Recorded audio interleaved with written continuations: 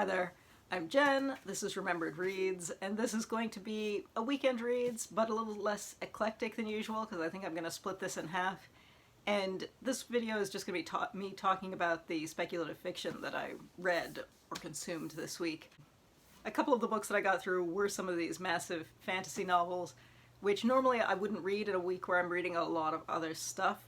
But the Hydro company cut our cable phone/cable connection, so I spent 2 days without being able to be online or use the telephone, which prevented me from actually working for 2 days, which was irritating in some ways, but convenient in that I had no excuse not to just sit around and read a lot. So I finally got around to reading Wrath of Empire, which is the second book in Brian McClellan's Gods of what? Oh, the Gods of Blood and Powder is set in the same universe as the Powder Mage series. It is essentially a sequel series because about a third of the characters are characters from the original series, although it focuses more on some secondary ones rather than the same main trio from the first series. This is a kind of post-colonial setting in which we have multiple empires that either have invaded or are invading, people returning. There's a lot of political drama in the background. For my purposes, the setting itself is less interesting than the kind of pseudo-French Revolution setting that was in the first series. I'm less taken with this just because I think this is a much more traditional high fantasy story. It is still a flintlock fantasy, so it does feel more like late 18th, early 19th century type setting, but it is still a much more classic fantasy story and hits the notes, which can be good or bad, because this is compellingly written. I did read this all in one day, a day when I couldn't work, but still, and it's entertaining. The drive of it is entertaining. But near the end of this, I had a feeling that I knew how book 3 would end. And I wasn't particularly wrong about that. So that in and of itself was a little disappointing for me personally. But I think a lot of people go into, especially this type of epic fantasy, expecting it to hit those genre notes. And this does. I found this disappointing somewhat because I felt that the Powder Mage series didn't, and one of the things I appreciated about that series was that it was doing multiple different things, not just in the fact that it didn't have a pseudo-medieval setting and didn't have a pseudo-English or Japanese setting, because those tend to be so overdone in fantasy. I liked that we had this pseudo-18th century setting going on instead. Even though this is a same kind of level of technology, and we see a few of the same cultures in the background, because you have this imperial type setting instead, this is much more commonly done. So if you're looking for something more familiar, you might like this more. And I do think the writing is a lot more skilled in this than it was in the earlier setting. I just think it's a little less interesting, but again, still compelling. In this story, we follow 3 main plots, one of which is a spy story where we have a double agent who is a freedom fighter for the local people, who has basically been spying for a number of different organizations, and as the story progresses is joining additional organizations and getting into more intrigue. Another plot, which follows one of the secondary characters from the original series, involves a mercenary general who was previously in the national military of that pseudo-France from the first one. She gets caught up in the political dealings in this world, and because it is a fantasy setting, we discover that these invaders are trying to create a new god. So her plot is she's mostly trying to stop that. And then the third one is probably the least well done in terms of plot, but reasonably well done in terms of character. So if you like this third character, who's a kind of old soldier with his young ward going out on adventures. In terms of the rest of the plot, I thought that was fairly weak. And I wish we had half of the content with him and maybe have a 4th main character to follow, because there are other characters that become then more important at the end, and I wish we'd had more time with them. However, looking at reviews, I think a lot of people consider him a favorite character, so if you liked him in the first book, there's more of him there doing the same thing, which again, I don't think is interesting, but it is compellingly written, so it just depends what you're looking for. So if I were rating them, on Goodreads, I rated the second book quite highly. It was thoroughly entertaining. It's a great romp. If you like that mix of fantasy and action, good stuff. The third book is surprisingly shorter than the first two, and it needed to be longer. The final 20 pages really needed to be 100 pages long rather than 20 pages, and considering that the rest of the series is longer, I don't understand why it was cut back. And I'm normally someone who wishes that most fantasy authors would learn to pare themselves down a little bit, but in this particular case, that was not the right choice. There's a build-up near the end where you are getting what is essentially a big wizard battle, and it takes a page. And considering that this is a series that one goes to for that kind of thing, to have this single page was bizarre. And it also brings in a character who is secondary in this and was secondary in the first series. And she has the biggest moment, and it was odd that this was not one of the characters that we were following, and yet she has this biggest moment. That was a strange choice, and I felt like we should have gotten more of her earlier. This also ends on a much more optimistic note than the Powder Mage series did, and I found that disappointing, but at the same time I realized that this is more in line with a traditional quest fantasy and less in line with a military-style fantasy, and that's clearly a genre choice that the author's making. But I think for people who thought that the original series was not quite skilled enough, this is more skilled, and who felt that that was a little too depressing, this is more upbeat. I do have one more thing to say about the ending that's a bit of a spoiler, so I'm going to put something on the screen so that if you don't want to see this spoiler, you don't need to hear it. But this is a series in which I was really impressed with the way the world deals with disability. In that this is a world that has healing magic, but it manages to deal with disability in a way that made sense and didn't go into any unfortunate tropes or cliches. It handled all of that really well in a way that made internal sense with the magic system that we have and also with the society that's built. And when we get to the end, we have a character who has been mute for these, not just this series, but in the other series as well. And she's magical cured at the end. And on the one hand, it's not particularly focused on in a way that I think a lot of older series do that, and it's a bit unfortunate.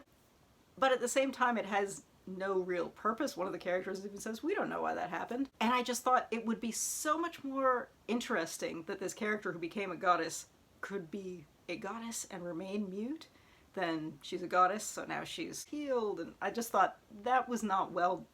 It would have been so much more interesting the other way. And also it's this cliche where the character's healed at the end. I did have a sense that that was coming because, as I said, at the end of the second book, I did have a good inkling of where this was going to go. So I wasn't a fan of that. But at the same time, I think I would have been more willing to accept it if at least we'd gotten a good wizard battle before this. And there was no wizard battle, so come on. Anyway, this sounds probably more negative than I wanted it to be, but this was super engaging. I did read this really quickly. It is an entertaining romp. If you like epic quest fantasy more than you like military fantasy, and you have avoided this series because you saw the covers of the earlier series, and that's clearly military fantasy, you didn't want to read that, this might be much more up your alley. If you're like me and you're hoping for something that has more of a battle focus, if you like the investigative elements in the first series, that is also not in here. This is much more of a pure traditional fantasy. Just with this late 18th, early 19th century setting.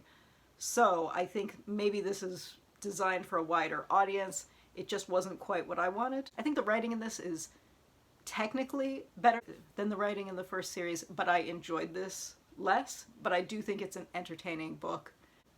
I just wanted more people to die and wanted to see more battles. And the disability trope thing.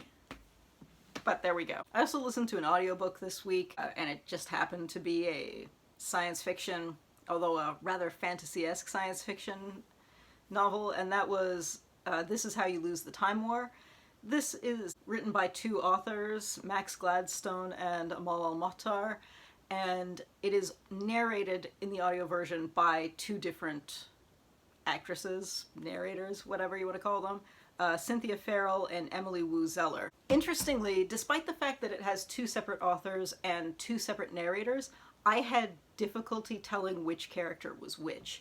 This story is about two rival time agents, and these two women start writing letters to each other, at first mocking each other about one side is going to win and one side will not, and eventually becomes a love story as they become friends and fall in love with each other. Most of the text takes the form of the letters that they're writing to each other, but it is not purely that. There is some standard narration going on in this. What I thought was done really well is that we don't get background in this. All of the world building is woven into this narrative of the characters' relationships with each other, and so we don't get these big passages of exposition that you see in a lot of speculative fiction. So I appreciated that, but I think that is very much a matter of taste, so not everyone will be wanting that.